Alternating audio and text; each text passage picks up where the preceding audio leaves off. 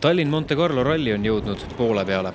Ralli 5. päev algas ralliseltskonna jaoks Saksamaa linnast Hannoverist, kus liiguti edasi Kasseli linna.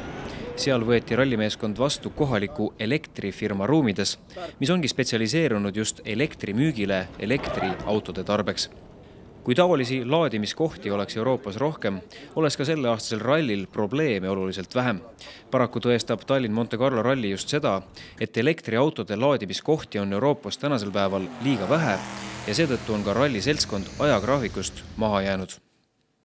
Ja nüüd ongi käes see hetk, kui laadimiskohta ei ole ja tuleb kasutada siis minu selja taga olevat generaatorit, mida siis rallisõitjad ise üldse väga ei salli ja ei pea nagu heaks, sellepärast et see ei toeta rohelist mõtteviisi ja seal siis ühesõnaga põletatakse diislit, millest siis tuleb elekter.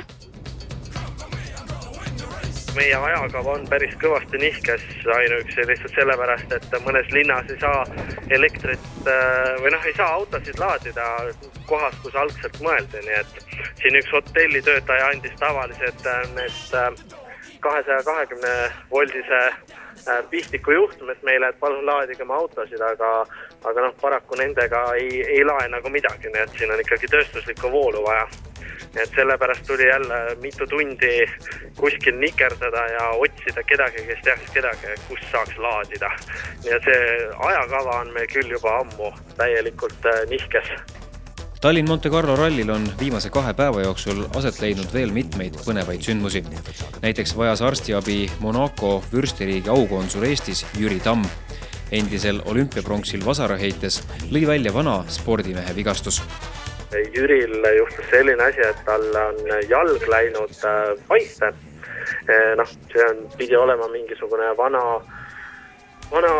asi tal juba, aga nüüd oli see nagu eriti hulluks läinud, et tal sõna otseses mõttes juba hakkab jalg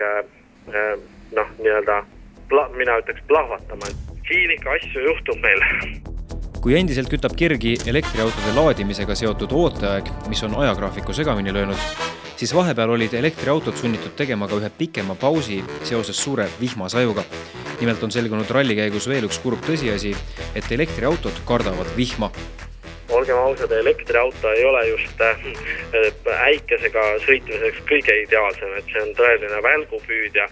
Et vihm ei ole elektriauto kõige parem sõber. Peafavoriidid Tallinn-Monte Carlo ralli esikohale on sel aastal Zero Tracer nimeline sõiduk ja Team Estonia. Eesti võistkond on tänase seisuga võitnud ka kõige rohkem etappe. Näiteks saavutati võit ka Kopenhaagenist startinud etapil. Tallinna televisiooni uudised teevad iga päev ralli sündmustest pisikese ülevaate. 5. rallipäeva õhtuks jõutakse Heidelbergi linna, homme jätkub teekond Monte Carlo poole ning vaja on veel läbida nii mõnigi vaheetapp Šveitsis ja Itaalias.